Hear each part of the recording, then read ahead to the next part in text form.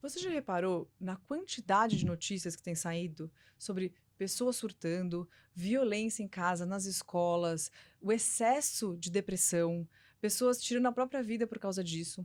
Ao meu ver, isso se tornou um caso de saúde pública, porque não só está afetando a saúde das pessoas que sofrem com isso, mas já está esparramando para as pessoas ao redor. Então, hoje nós vamos falar de saúde mental e vamos pincelar por que isso está acontecendo e soluções para a gente tratar disso, que é a nossa principal ferramenta. E se você não me conhece, eu sou Manuela Telescuri e esse aqui é o Wake Up Drops, onde eu trago pequenas pílulas para o seu despertar.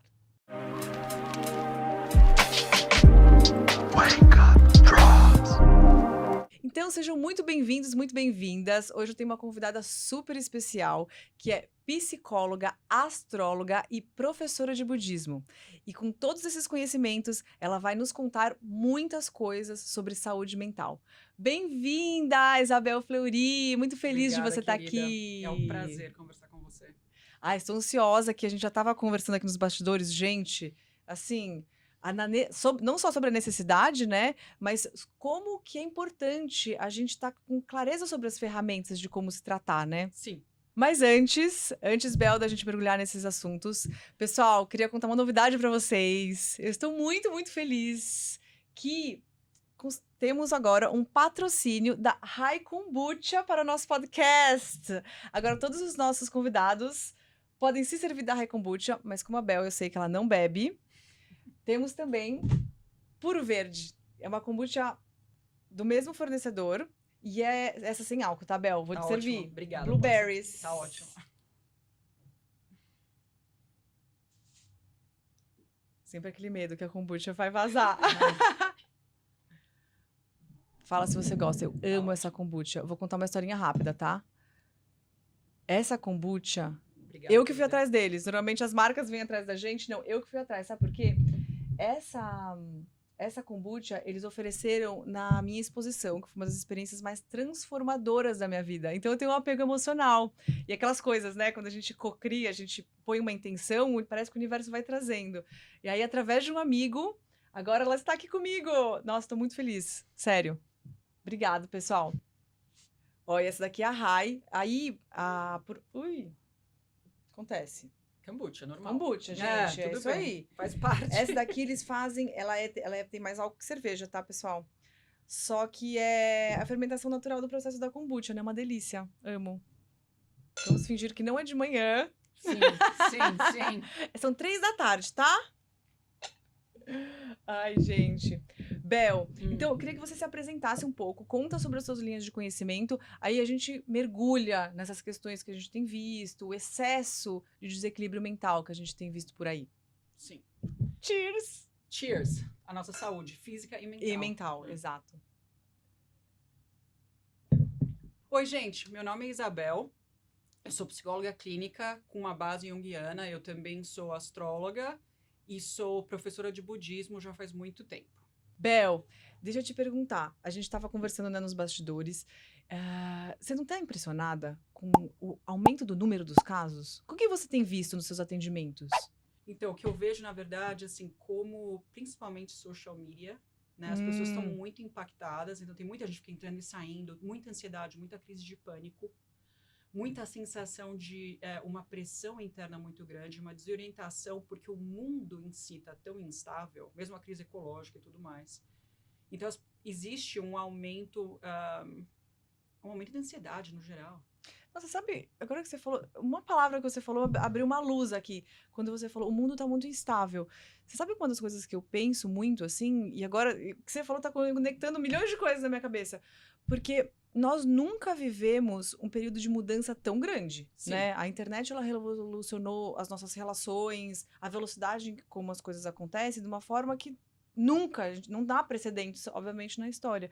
Então, isso torna as relações realmente muito instáveis, né? Tudo que a gente aprendeu... Tava conversando com uma mãe, a gente foi educado de um jeito. Sim. Só que aquele mundo não existe mais. Não. E não era assim antes, né? Assim, você educava o seu filho num mundo muito parecido com o dos seus pais. E agora não mais. Nossa, realmente, essa instabilidade é absurda. É uma instabilidade e é também uma exposição. Quando a gente, né, era criança... a gente não tinha notícias do mundo inteiro tão rápido, né? Num período tão pequeno de tempo. Então, hoje em dia, você tem a problemática do mundo inteiro na sua mão, sendo bombardeada em cima de você a hora que você quiser. E também, acho que isso aumenta muito, além da instabilidade normal da vida, uma solução, o que eu faço? Né? E o que vai virar de tudo isso? Porque tem uma, na minha opinião, né? Uma falta de uma liderança que as pessoas confiem, né? Que tenha uma visão maior de mundo para ajudar. O que faz com tudo isso? Então, acho que isso tá acabando tendo um efeito muito grande nas pessoas. Sim. Porque não tem uma figura maior que tem a mão nas coisas. Falta, tipo, um líder que tenha, que faça as coisas com confiança, que tenha que passe para as pessoas, né? Essa possibilidade de, eu estou aqui, eu vou fazer alguma coisa. É que eu acho que, na verdade, os líderes de hoje não querem passar isso, né? Sim. Existe sempre aquele Sim. controle na desordem, né? Sim, com certeza. E deixa eu te perguntar uma coisa, porque a Bel, gente, ela mora na Califórnia. Então, ela tem muito mais próximo dela a situação lá nos Estados Unidos, que sempre foi muito gritante, para mim, pelo menos, nos últimos anos, o tanto que as pessoas estão completamente fora da casinha, né? Sim. Eles estão com essa epidemia de pessoas surtando e saindo matando todo mundo, que eles não conseguem resolver. E até esses dias eu vi, esses dias não, já faz um tempo, o crescimento do número de casos, assim, que isso acontece. Porque a gente começou com Columbine lá atrás, e depois disso, assim, começou a pipocar de uma maneira absurda, inclusive em outros países, né? Como que eles estão tratando isso? Como que você vê isso, já que você está mais de perto nessa situação? Nossa, pergunta difícil, hein? Já começamos já, assim, perguntas capciosas. Aí que tá, não tá tratando a situação. Não está tratando. Eu não. Aí que tá, eu não sou uma pessoa muito envolvida em notícias, que é o problema. Entendeu? Eu sei que tá acontecendo tudo isso, lógico, né? De tiroteio, coisa na escola, eu vejo toda hora. Só que a minha opinião é que não tá sendo endereçado de uma maneira em termos de endereçar a base do problema. Né? Fica se falando regulação de arma, falta de regulação de arma, saúde mental, mas tem muito, na minha opinião, muito pouco fazendo alguma coisa sobre aquilo para realmente sanar o problema. Né? E não tá muito olhando por quê, mas o porquê que tá essa pipocação disso cada vez mais. Por que tá acontecendo isso? Acho que, na minha opinião, não tá tendo um olhar para isso. Sim, não, eu vejo dessa forma também, que eles ficam... Bom, a gente tem esse viés de entendimento, né? Tudo é um grande band-aid, né? Nossa medicina é um grande band-aid, onde você tá lá numa crise de gastrite, vai lá tomar omeprazol, mas Sim, você tá... exatamente. Tipo assim. Com problema em exatamente. casa, né? Esse tipo de situação. Então, eu vejo que a situação é muito endereçada dessa forma. Então, vamos proibir as armas. Tá bom, mas as pessoas vão achar outro jeito de surtar. Sim. Não é a arma que é o problema, é o porquê a pessoa sente aquilo, né? E uma das coisas que eu vejo, eu queria que você discorresse sobre isso, principalmente dois fatores, na verdade, já que você mora nos Estados Unidos, eu queria ouvir muito de você sobre isso. Primeiro, a falta de contato com a natureza, e segundo, a alimentação, porque para mim isso são fatores ligados ao desequilíbrio mental. Então, eu acho que assim, a falta de contato com a natureza, no geral, é um fato mundial, eu acho, né? Assim, lógico que tem regiões do mundo onde tem muito mais contato com a natureza e onde isso é muito mais pregado, como forest bathing no Japão e coisas assim.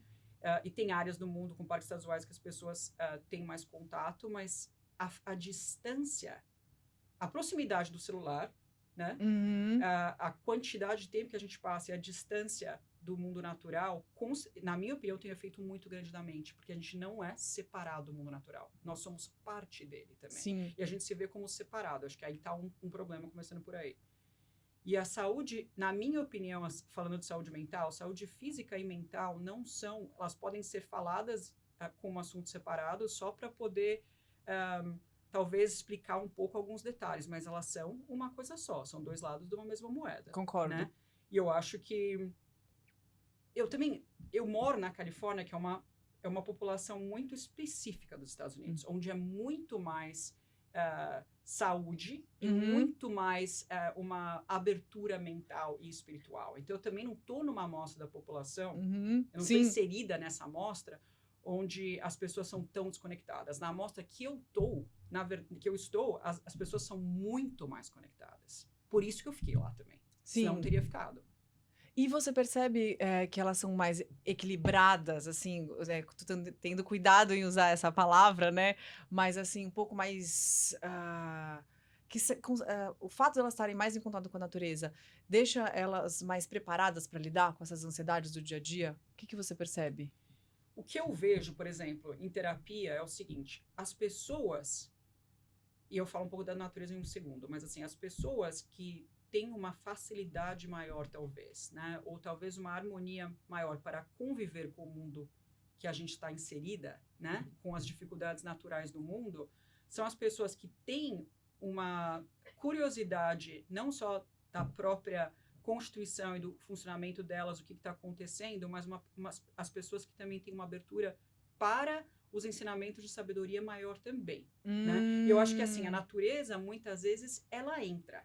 Porque eu tô numa área, né, na Califórnia, onde realmente eu tô inserido numa cidade pequena, no meio da natureza, então a maioria das pessoas que eu atendo estão no meio natural, né? O que eu vejo é que muitas vezes as pessoas não usam a natureza ou não estão na natureza, num relacionamento, como a natureza como um recurso também, a Uhum. natureza como um lugar que a gente pode intencionalmente entrar e ir para se recarregar, para se encontrar, né? A verdadeira peregrinação, eu fui assistente de um workshop de hiking em Big Sur, na Califórnia, por muitos anos. E o líder do workshop, ele sempre falava, a gente vai nessa peregrinação dentro da natureza, na verdade, para voltar para dentro. Então, a natureza ela tem um lado de realmente mexer na constituição cerebral e acalmar, regular a gente psicológica e fisicamente, mas ela também tem um aspecto de você ir para a natureza para se encontrar. Então, acho que tem esses dois lados que Uhum. são muito importantes. Sim, porque muitas vezes eu tenho ido muito para um lugar, que é nas montanhas, Uhum. e eu noto, assim, que quando eu vou para resolver questões, né, tem uma casa tô vendo uma casa lá e tal, e quando eu tô, assim, na lista de tarefas, é completamente diferente Sim, de quando eu vou andar e vou, assim, meditar na caminhada. Às vezes eu sim. vou andar sozinha e vou deixar os meus pensamentos, é outra história. Assim, e eu acho que é isso, a intenção é também muito importante, né. Lógico, eu acho que só o fato de você estar no meio, descalça, na grama, isso já traz uma autorregulação, né, até porque tem essa troca de elétrons, etcétera, mas eu acho que o fato de você deixar a natureza entrar, né. Sim, e também eu acho que a intenção que você falou é um olhar e um jeito de você entrar com uma intenção, uma certa intenção na natureza, né, que faça sentido para você naquela hora, que te ajude a se conectar melhor e a receber o que você falou, receber da natureza também. E também tem uma coisa da atenção, da presença, porque muitas vezes, né, eu ando todo dia, né? Todo dia eu saio da minha casa, é mais conveniente para mim, ando até a praia e volto. Então, assim, é muito diferente os dias que eu ando entre um paciente e outro, eu ando por uma hora e eu vou, tipo, vamos para andar e volta, do que quando eu vou com uma possibilidade de estar mais imersa na andada, estar mais presente no meu corpo e em mim mesma nessa caminhada. E aí, a troca, a Hum. sincronicidade, o Hum. receber, isso em si já acalma. É um outro sentimento e é um outro efeito físico e mental para mim, né? Eu tenho um psicólogo que eu gosto muito, Thomas Moore, deve ter agora uns 70 e poucos anos, ele vem de uma linhagem junguiana, né? Tem o Jung, James Hillman, daí tem Thomas Moore, e ele sempre falava como que é um exercício assim, e se você levar nessa caminhada os seus olhos para andar? E se você levar nessa caminhada a sua mão para andar? E deixem esses, não só como órgãos sensoriais, mas como assim, conduzir a andada de um lugar diferente, né? Uhum. E o que é como se estiver levando tipo, a sua mão para passear? Como aquilo muda aquele seu jeito de andar? Mas tudo isso são, assim, entradas e ferramentas que tira você do automático, porque o andar, o ir na natureza, acaba ficando uma coisa mais automática que a gente faz, que a gente tem que fazer, né? Uhum. Ou eu tenho que andar, eu tenho que fazer hiking, porque eu quero subir, quero chegar e quero voltar, porque depois eu quero fazer isso. Não é que tem não é que é problema ter uma meta, não tem problema. Mas às vezes essa visão de só se mover no mundo com essa meta não ajuda a gente a tá mais sintonizado, Uhum. né? E porque o estado de presença ajuda a gente também além de receber a experiência, a processar a experiência, Sim. né? E na verdade o andar, né? Se a gente está falando de tudo que está acontecendo no mundo, ele é Quando a gente está andando, a gente está se movendo num passo mais natural, no passo mais da natureza. Tem isso também, né? Que isso ajuda na mente. Porque tudo que a gente faz, o celular é muito rápido, a mente em si é muito rápida. A gente dirige carro, a gente anda de avião, né? Tudo passo é muito rápido. Então, na verdade, o andar e o estar na natureza andando, você está se colocando num passo que é o passo mais natural, né? Onde a gente está mais harmonizando mais o sistema. Num jeito de ver que eu tenho. Nossa, Faz sentido pra Não, você? faz total sentido. E você falou outra coisa também que, gente, depois eu vou processar toda essa conversa que tá me abrindo muitos insights. Porque essa questão que você falou de processar a experiência, eu acho que, inclusive, é uma questão, até a gente voltando lá com as pessoas que surtam, etc. Porque como tudo está muito rápido, como você falou, a gente vive muito mais coisas em menos tempo e é um excesso de experiências que a gente está vivendo a cada minuto. Se aumentou isso, o tempo do processamento, do número de experiências, e o tempo de processamento? Então, eu sinto, né, ele tá minúsculo. Então, eu sinto que a gente tá meio constipado com excesso de experiência sem processamento. Então, a gente fica vivendo coisas quase que sem sentido porque elas não são ancoradas na gente, sabe? Virou um excesso, assim, tipo, acumuladores de experiências, elas estão todas aqui. E aí, juntando com essa questão das pessoas que surtam, eu acho que isso, grande parte, até alguns casos eu já fui atrás do que passou com a pessoa, etc., elas surtam porque elas não processaram alguma experiência negativa, ou uma história negativa, ou algo que não foi possível digerir. Então ela tá lá pulsando. Então, como não sai, vai por baixo, ela tem que vomitar aquilo pra fora, que tem que sair em algum momento. E ela acaba saindo desse jeito. Não sei se também se faz sentido pra você, gostaria que você detalhasse mais. Faz, é que assim, o digerir experiência que você falou, o tempo de. Eu acho que esse termo constipado da acumulação é muito interessante. Eu acho que eu vejo isso na minha pessoa e no geral. Mas é que tá, porque assim, o processamento não é só o tempo, certo? As coisas muito precisam de tempo para serem processadas. Tem o aspecto tempo, mas também tem o aspecto presença, né? Uhum. Porque, na verdade, o órgão circulatório da psique é a presença.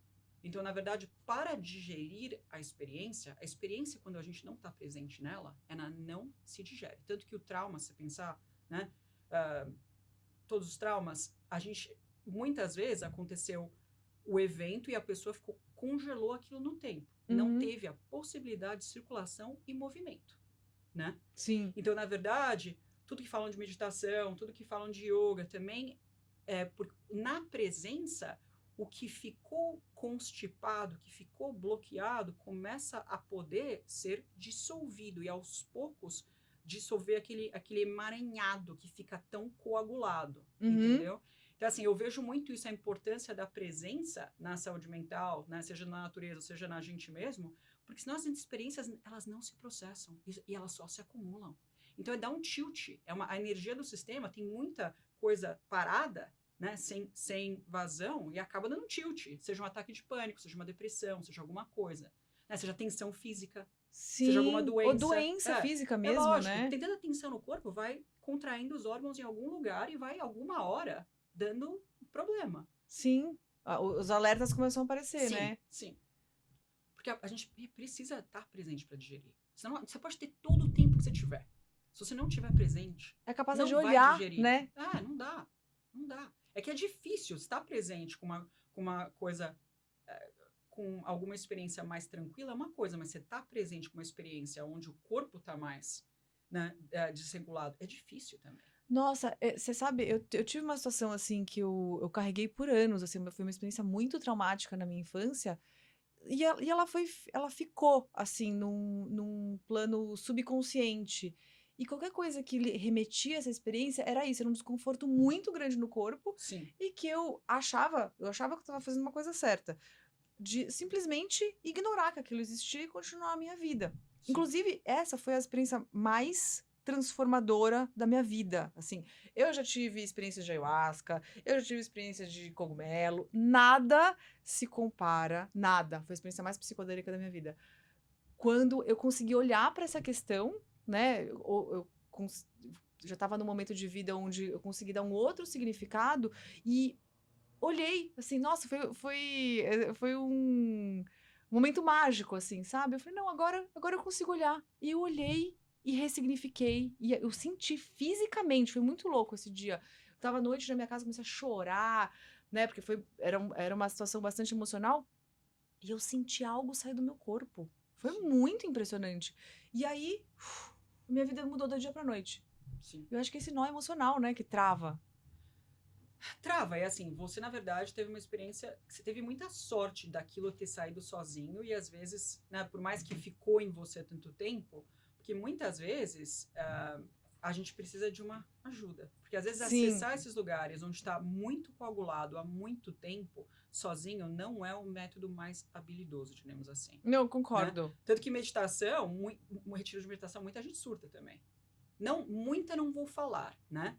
Mas eles fazem uma filtragem. Você já teve depressão? Já teve isso? Que existe uma... Se você está sozinho, em silêncio, com a sua própria presença, com certeza coisas vão vir à tona. Os materiais inconscientes, temas inconscientes da vida vão vir à tona, né? E tem... Qual que é esse balanço entre você ter... se autorregular ou se prestar atenção em si mesmo para ajudar esse conteúdo a se mexer dentro de você e, ao mesmo tempo, ter um outro como recurso, porque a presença do outro também, né? Pro outro que está presente, não só um outro lá fisicamente, Sim. pode ajudar aquele material, aos poucos, a se mover. Eu tô falando uma coisa muito complexa, né? Sim, sim. Mas a importância dos dois, porque não é todo mundo que vai conseguir trabalhar um trauma, às vezes, né? Ou vai vir à tona sozinho, porque às vezes a pessoa dá um surto ainda maior, porque é muito material, é muita energia liberada ao mesmo tempo. E às vezes é muito profundo, não dá. Desregula mais em vez de regular mais. Ah. É. Não, porque isso eu senti, assim, que realmente foi uma catarse, assim, sabe? Sim. Mas, assim, como você falou, por sorte, aconteceu bem, como era uma situação da minha infância, e depois eu tive minha filha, e ela tava mais ou menos na idade em que isso tinha acontecido, mais ou menos. Eu falei, meu Deus, eu consegui olhar através dos olhos dela, sabe? Sim. Então, assim, foi uma situação onde eu já estava com bastante mais, né, com muito mais maturidade, e eu acho que a situação em si foi tão densa ao ponto de gerar algo assim. Mas eu consigo entender isso, porque acho que a pessoa ela já entrou numa zona de conforto, onde ela acomodou aquilo e de repente aquilo volta como um monstro, né? Não sei. Sim, sim. E às vezes não dá, não é, assim, você precisa, assim, existe uma palavra, não sei a tradução para português, tá? Titrating, mas você vai aos poucos, você não vai assim, tem um trauma, então vamos lá, vamos mergulhar lá. O Jung fala uma coisa que eu gosto muito, que as defesas estão na psique para serem respeitadas, não é para chegar e puxar a psique, entendeu? Então, às vezes, é assim, tipo assim, que nem você falou, né, de pôr o pé na água, então assim, às vezes é pôr só o dedo. Às vezes é só olhar para a água no começo. Até um dia, quem sabe, aos poucos, indo colocar o pé. É assim com trauma, muitas vezes. É que a gente tem que ser muito habilidoso com a psique. Existe uma razão por que aquilo não está vindo à tona também. Sim, né? sim. Não é... E tem um tempo que a gente não sabe. Sim. Né? O intelectual não sabe. A gente não sabe quando aquilo está pronto para ser dissolvido. Só um parênteses, né? Você já assistiu aquele documentário do Gabor Mate? Gabor Mate, A Sabedoria do Trauma? Eu assisti algumas coisas dele, mas eu não assisti esse daí. Nossa, assim, você faz uma doação no site, entra no site dele, Sim. chama Wisdom of Trauma. Sim. Aí você faz uma doação qualquer e aí ele libera o vídeo pra você. Cara, é incrível. E uma das coisas mais interessantes que eu ouvi, que pra mim foi muito simbólico, assim, eu casei muito com essa experiência, foi que todo trauma, todo vício esconde um trauma. Sim. Sim, Nossa! Com certeza. Porque eu tinha uma questão com álcool super importante, né? A gente já conversou sobre isso. E aí, depois que eu passei por essa experiência onde esse trauma se dissolveu, acabou. A minha relação com o álcool mudou do dia pra noite. É muito incrível, né? Sim, sim. Porque muitas vezes um vício é uma forma de se automedicar. Seja o vício que for, seja comprar na Amazon, seja, né, usar o celular, seja beber, seja usar droga, seja o que for. Né? Existe um comportamento que tira você de um estado mais de sofrimento ou desconforto para um estado de prazer.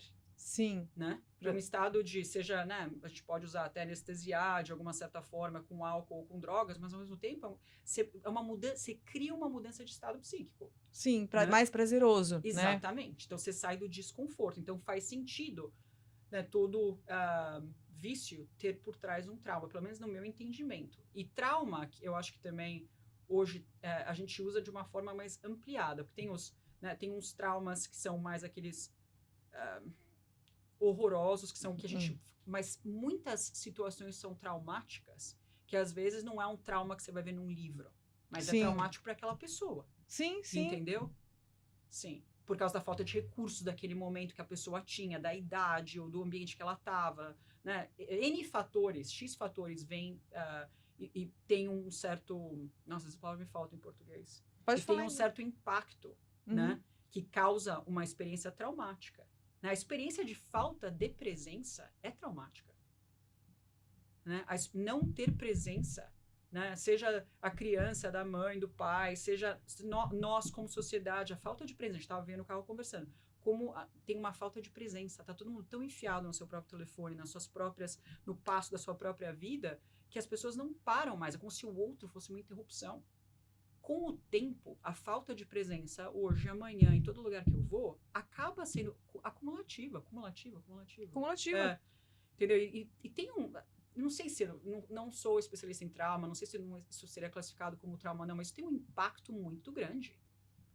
Mas eu acho que essa questão, né? A gente estava falando em off aqui, o quanto a gente começou a discorrer sobre a falta de regulação, né? A capacidade da gente se autorregular. E aí a Bel me trouxe isso, né?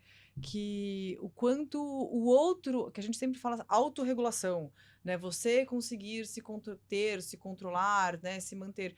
Mas ela me alertou para o quanto é necessário o olhar do outro nos regula também. Muito.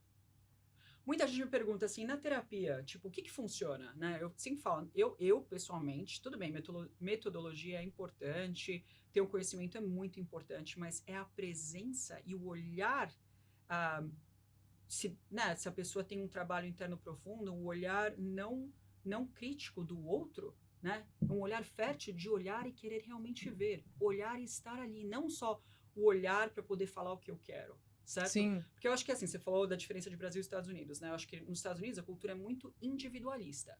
Então, essa coisa da autorregulação, da meditação, cada um cuida de si mesmo, né? E eu acho que eu converso muito sobre isso, né? Seja com pacientes, seja com grupo de budismo, mas que a balança está muito pesada para um lado só. Porque a autorregulação, lógico que a gente se informar, praticar, seja meditação, seja Qigong, seja Tai Chi, seja Yoga, ou ensinamentos de sabedoria que ajudem a gente a se regular, é muito importante. Mas, ao mesmo tempo, o outro, a gente não existe sozinha. Isso não é um mundo de pessoas sozinha. Não é isso, né? Então, assim, na terapia, o que eu vejo funcionar muito é ter uma presença que realmente cuida, que realmente tem um carinho e quer, né? E eu acho que é a mesma coisa. Quantas vezes a gente não está num momento difícil e alguém vai e segura a sua mão?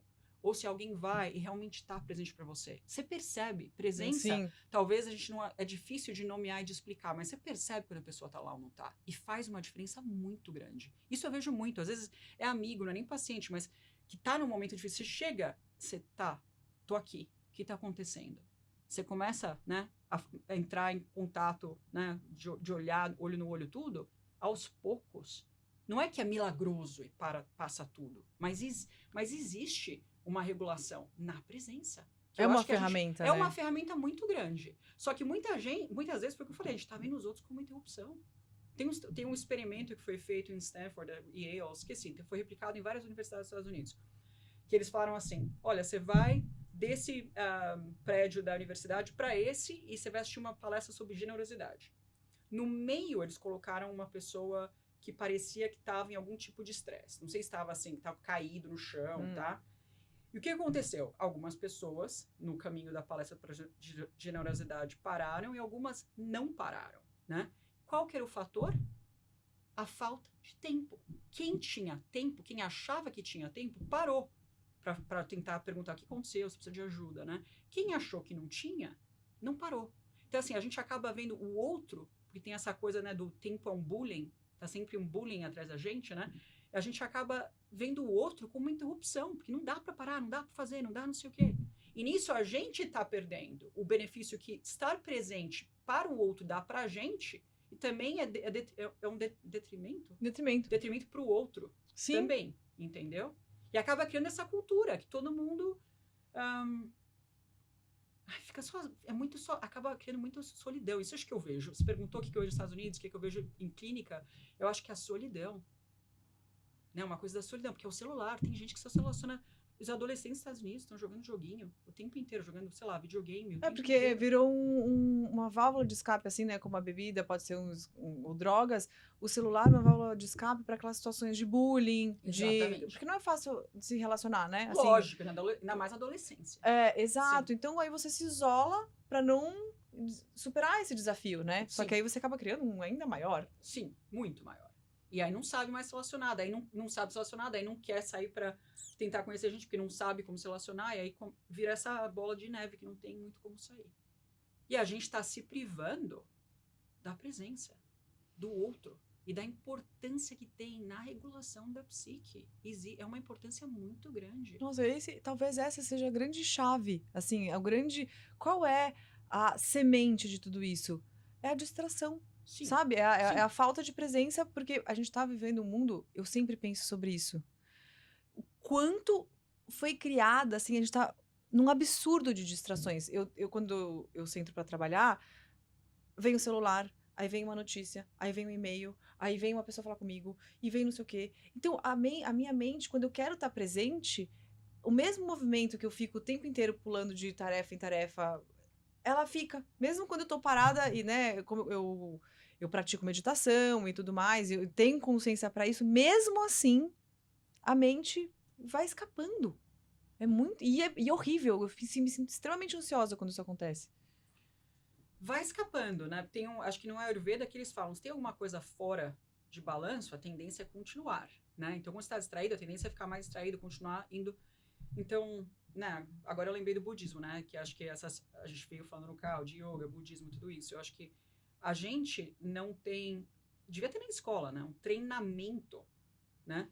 Treinamentos mentais em termos de como cultivar a presença. Em práticas espirituais, o cultivo de estados benéficos é priorizado, né? E para ajudar a mente a se proteger, porque a gente está com essa mente muito aberta, sem nenhum guarda, com toda essa informação entrando e distraído o tempo inteiro. Não é à toa que tem tanto problema, né? Porque a mente não está direcionada, ela não está guardada, né? Não está protegida nesse sentido, né? E acaba criando essa gama de problemas. Mas também, foi o que você falou, não é culpa de ninguém, porque muitas pessoas não têm o acesso à informação. Mas acho que é muito importante. Quais são... o que eu acho que, assim, eu não sei se você no podcast você gosta de dar, assim, dicas para as pessoas. Nossa, sempre, por favor. Esses são ponto alto. É que eu acho que, assim, como dicas, uma coisa que pelo menos para mim faz sentido, eu acho que faz sentido, assim, o que faz sintonia com você? Por exemplo, tem gente que gosta de yoga, tem gente que não gosta. Tem gente que gosta de andar, tem gente que gosta de correr, certo? Sim. Tem gente que gosta de meditação ou gosta de meditação assim ou assado. O mais importante é começar e ver o que faz sentido para você, o que fala com você, o que tem uma certa ressonância interna. Se olhar para a meditação tem dois aspectos muito importantes. O que a gente conhece muito bem, que fala-se muito, é o de acalmar. De desestressar, né? Mas isso no budismo, por exemplo, é um efeito, tá? Mas não é o ponto da meditação. O ponto da meditação é duas coisas. É você se familiarizar com a sua própria mente e você cultivar a sua própria mente. Eu acho que, assim, na nossa sociedade, seja na escola, ou seja em práticas espirituais, seja na yoga, seja onde a gente for, a gente não ouve muito falar do cultivo, o cultivar a mente. Acho que a neurociência vem muito com a neuroplasticidade, né? Com a plasticidade do cérebro e tudo mais, mas muito poucas vertentes ensinam a gente o que é cultivar a mente. Como é que cultiva a mente? Como é que faz? Você não adianta. Sabe o que acontece? Você olha o celular, você ficou olhando o celular, bomba, notícia, guerra não sei aonde, eleição não sei aonde. Aquilo tudo vai entrando e vai criando um monte de erva daninha no seu jardim, certo?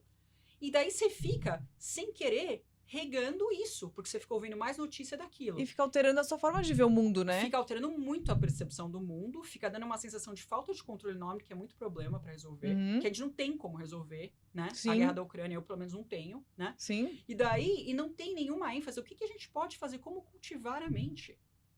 Você sabe que uma das coisas que eu penso muito, eu acho que talvez seja uma das formas da gente caminhar por aí, é você falou de regar a mente, né? Os tipos de conteúdos que a gente vai imputando. Porque aconteceu uma coisa tão engraçada comigo. Eu assisti um filme, aquele Babilônia, Sim. com o Brad Pitt e a Kate Margot Blanchett. Robbie. A Margot Margot Robbie. Robbie. E aí, ele é pra 18 anos. E ele tem uma cena, assim, que eles acham um cara lá, alguém que tá devendo dinheiro pro cara, e eles vão num lugar, e o cara fala, eles não sabem mais se divertir na cidade, eu vou levar vocês num lugar onde eles realmente sabem se divertir. E, cara, eles vão num lugar dark side total, assim. E eles vão descendo vários andares, e quanto mais descendo, vai ficando mais denso, assim. Você vê que é tudo ligado à pornografia, as pessoas deformadas e tal, etc. E as músicas que vão tocando. Bel, eu senti vendo aquele filme que aquilo, assim, demorou um tempo pra eu limpar o meu padrão mental. Aquilo alterou meu padrão mental. Assim, uma cena de, sei lá, não durou 2 minutos, eu me sentia mais densa, mais pesada e sentindo um pouco mais de ressonância com esses assuntos.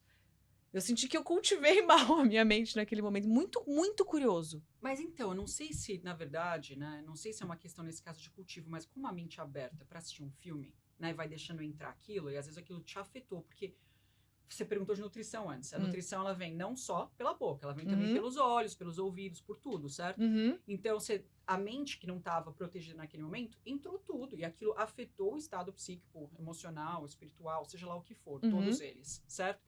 Então, aí que tá. Eu acho que o que você está falando é importante também, porque não é só guardar a mente no estado meditativo, mas a gente tem que ter muito cuidado, porque essa mente destreinada está à mercê de tudo isso, de um monte de estímulo. Você fala muito de filme de terror, né? Também não gosto de filme de terror. Nossa, eu tenho horror. Acho péssimo também. Não, eu fico com medo por meses. No budismo, tem 3 pilares fundamentais, né? O pilar da Sila, Samadhi e Panya, que é a sabedoria, a ética e a meditação. Né? Então, esses 3, eles fazem parte do cultivo da mente. A prática, por exemplo, muita gente medita, mas e os ensinamentos precisam existir para dar uma estrutura para essa meditação, entendeu? Então, existe uma relação constante entre prática e ensinamento também. Né? E o pilar de Sila, que é conduta ética, né? Que foi o que a gente estava gostando no carro. Eu acho que é muito... Não é que eu acho, é a minha experiência geral, assim, eu vejo isso direto na minha própria pessoa, como é fácil de ficar nos ensinamentos meditativos, de ficar no cultivo da mente, mas como aplicar e como a gente está agindo ou não alinhado com uma conduta de fazer o bem para si mesmo e para o outro, e não fazer aquilo que vai levar algum tipo de sofrimento agora e depois para si ou para o outro. Sim. Né? Eu acho que esse é um aspecto também que ninguém se fala, né? A gente fala de saúde mental, de tudo isso, mas muitas vezes a gente fala assim, toda essa evolução aconteceu, tecnológica, tudo isso que a gente está vivendo, mas não está acompanhada de um cultivo e de um treinamento do coração e da mente, para poder acompanhar. Né? Então, para essas tecnologias ficarem ao nosso favor, não contra a gente. Sim, e não é que elas são sempre contra, não é isso, mas muitas vezes acaba sendo porque a mente não está protegida e a gente não está escolhendo conscientemente. A gente está só clicando, vendo, não existe uma intenção, é tudo muito rápido. Não tem uma escolha, é um hábito de ficar... Um hábito. Não, isso que você falou da ética, eu reparo assim, a gente fala muito, né? Estou com depressão, aí eu vou tomar um remédio, aí eu vou fazer terapia, etc.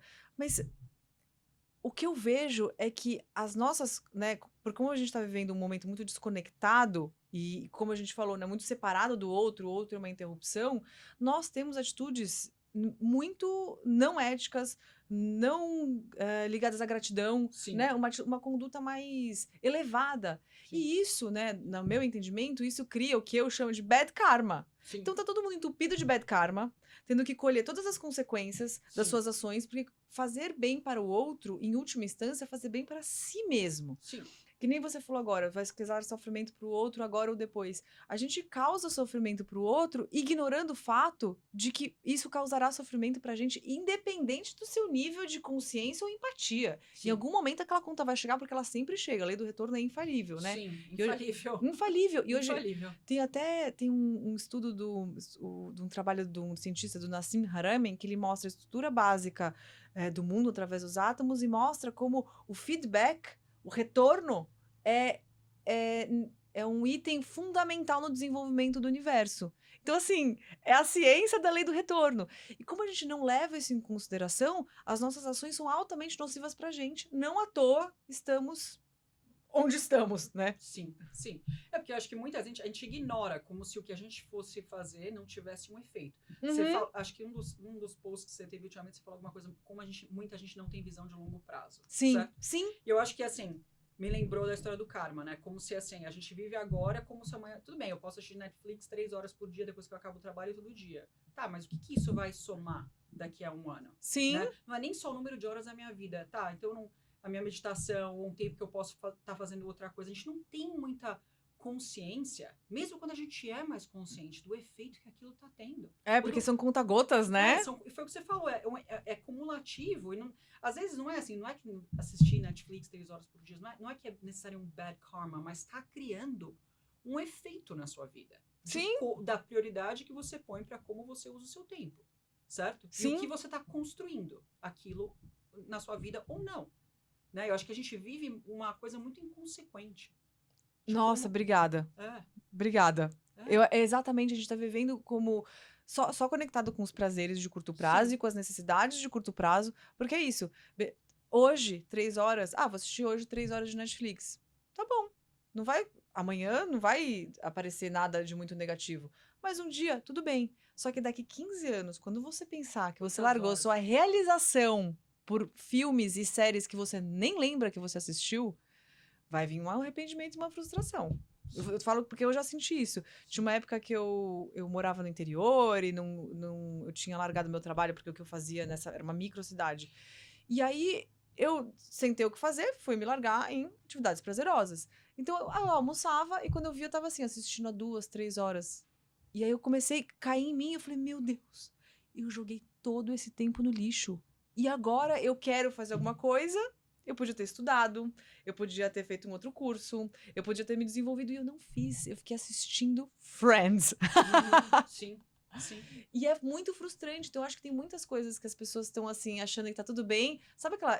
Me veio uma cena assim, as pessoas todas cantando, felizes e todas caminhando pra um abismo. Sem se ligar que tá indo pra um abismo, sabe? Sim. E o que você está falando me fez lembrar uma coisa também. Um aspecto que a gente não conversou ainda que é importante é o aspecto comunidade. Né? Porque, por exemplo, karma, assistir 3 horas de Netflix ou não, a consequência para nossa vida daqui a um ano, daqui a um mês.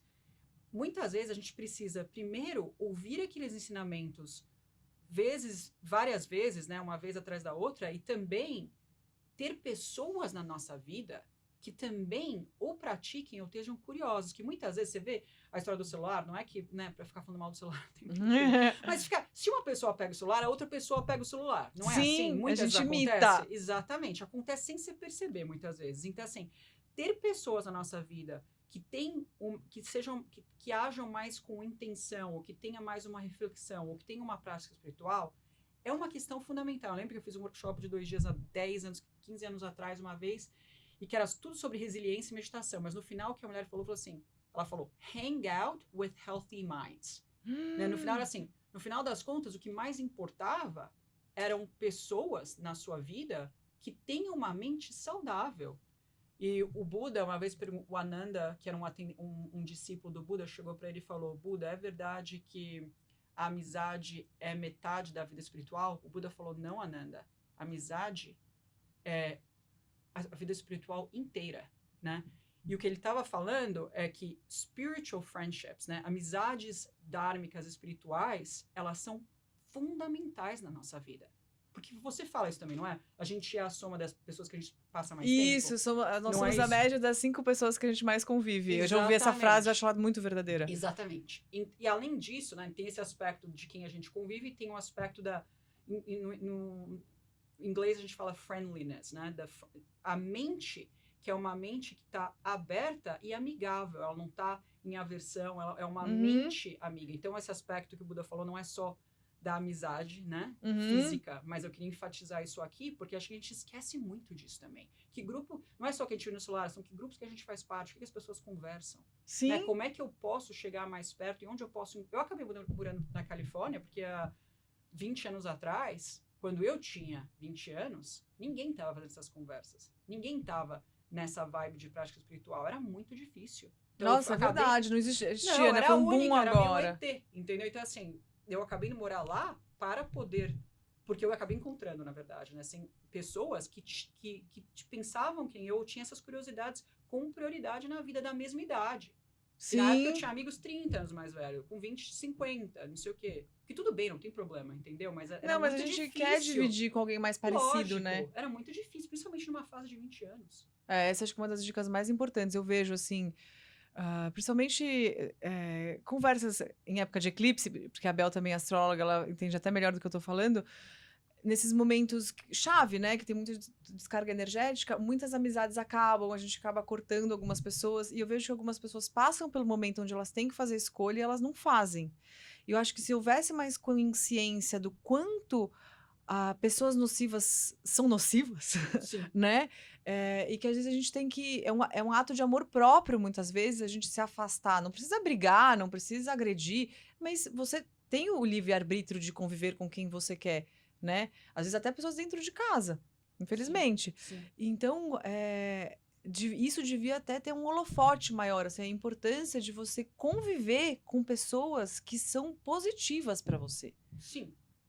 E também de perceber que a gente está constantemente afetando um outro. Sim. Tá, se eu tô reclamando, eu tô afetando a outra pessoa. Pode ser uma coisa boba, eu tô reclamando do tempo, sei lá, eu queria que tivesse mais frio e tá mais calor. Mas assim, quem a gente é tem um efeito no outro também. Seja positivo, seja não positivo. Sim, nossa, eu ouvi uma frase, eu até ouvi em inglês, ela chama uma moça que eu não lembro quem era, uma senhora, assim, super sábia, falando, e no final ela falou isso: We are clay in each other's hands. Sim. Eu achei tão lindo, né? Nós somos argila nas mãos uns dos outros, né? Assim, a gente se molda o tempo todo. E é muito inconsciente isso, né? A gente agride o outro sem pensar no impacto, no estrago que você pode fazer, né? Sim, sim. Sim. Presença. Sim, presença, com certeza. Porque a gente não tem nem presença mal pra gente, como é que a gente vai ter pro outro, né? Sim, sim. Nossa, Bel, amei nossa conversa. Eu tô aqui digerindo tudo que você falou. E eu queria aqui pra a pessoa ter um takeaway, né? Acho legal a pessoa ter uma coisa pra Lógico. levar embora. O que você, dentro da sua prática de consultório, dos seus conhecimentos, o que você daria, assim, de dica final para que a pessoa cultivasse minimamente a saúde mental? Eu acho que assim, tem dois lados importantes. A presença, né, que a gente conversou muito interna, mas o que eu queria falar, como a gente acabou entrando no relacional mais, eu queria falar o seguinte: como que é para você no seu dia a dia quando você encontrar com alguém e você for dar oi ou perguntar tudo bem? Realmente, escuta a pessoa falar se tá tudo bem ou não. Presta atenção na pessoa. Dá 1 minuto do seu tempo ali. Depois você volta o que está fazendo. Esse é um jeito, tá? O outro jeito é, numa conversa, quando você chega na conversa, você está conversando para falar o que você quer, para falar o que você acha, para manter o seu ponto de vista, ou você está conversando para realmente escutar e se deixar ser transformado por aquela conversa. Então, como é que é para você sentar? Muita gente escuta, ó, a gente já está na mesa mais para frente, né? Então, escuta e vê como aquilo te afeta. Deixa a pessoa parar de falar. Presta atenção e percebe, você está escutando realmente o outro? Né? E daí, espera a pessoa parar de falar para você poder responder. Parece tão básico, tão clichê, mas muito poucas vezes a gente faz isso. É verdade. Entendeu? E presta atenção, não é que é um problema se você quer falar a sua opinião, não é que é isso, não é para que a gente não sabe da gente mesmo, a gente não é consciente, não é isso. Isso acontece na mente de todo mundo, mas é uma prática de escutar, realmente querendo ouvir, não só esperando para falar. Essa é uma prática que eu acho muito importante. E outra é essa, no dia a dia, seja o caixa do supermercado, a pessoa na rua, fale oi e olha no olho daquela pessoa. E vê que você Vê como é que você se sente naquela hora que você deu oi. Que você parou naquele minuto, focou no olho da pessoa e falou um oi com presença. Como aquilo te reverbera dentro de você. Começa a ver isso no dia a dia e o que acontece. Nossa, acho que as pessoas vão ficar chocadas com esse exercício. Porque a gente não simples. faz. Mas é ridículo que a gente não faz. É surreal, meu. É surreal. Não à toa tá tudo uma zona, né? Eu lembro do efeito, assim. Uma vez, uma pessoa no meu trabalho virou pra mim e falou assim, e aí, Isabel, era uma segunda-feira, tudo bem? Sei lá, acho que eu falei, não, é segunda, mas eu já tô cansada. Sei lá o que eu falei, uma coisa assim, mas que não era, tá tudo ótimo. A pessoa olhou pra minha cara, quando eu comecei a responder que não tava tudo ótimo, já baixou e começou a olhar no celular. Aquilo teve um efeito dentro de mim. Não me machucou, porque também eu não levei muito pro pessoal, mas é muito interessante, é muito diferente quando a pessoa completamente, tipo, desaparece da presença, né? Não tá engajada na presença. Percebe isso também. Comece a perceber na sua vida quem são as pessoas que você tá falando, de repente a pessoa check out. Não tá lá mais, entendeu? Sim. Aquilo tem um efeito. Os dois têm efeito. A gente precisa ter mais consciência nesse processo. Muito mais. Nossa, Bel, maravilhoso. Obrigada, Manu. Nossa, assim, agora eu vou precisar de um momento de silêncio para digerir, assim, porque foram chuva de insights. Eu mesma vou assistir meu próprio podcast. Porque também isso, né, a gente muitas vezes precisa reprocessar as informações. A gente precisa ouvir muitas vezes a mesma informação, é normal, a gente precisa disso. Nossa, assim, porque esse foi muito rico. Assim, foi chuva de insights aqui. Depois, gente, saindo daqui, eu vou pegar meu caderno e anotar um monte de coisa. E muito obrigada. Nossa, Obrigada, só querida. Agradeço. Quando você estiver aqui no Brasil, a gente vai marcar outros sobre outros assuntos. A gente nem conseguiu falar de astrologia. Essa mulher que é astróloga. O próximo vai ser de astrologia, prometo. E se esse conteúdo fez sentido pra você, se você conhece alguém que tá sofrendo, passando por um momento de desequilíbrio da saúde mental, quase ninguém, né, em 2024, envie esse podcast, ouça novamente, porque a gente absorve muito mais quando a gente ouve de novo. Me siga nas redes sociais, onde eu coloco outros conteúdos por lá, @ManuelaTelescuri no Instagram. E queria agradecer de novo a Rai Kombucha, que é um produto que eu amo de verdade. Eu que fui atrás dele de tanto que eu gosto. Cheers, Bel. Cheers. Muito obrigada e até o próximo episódio.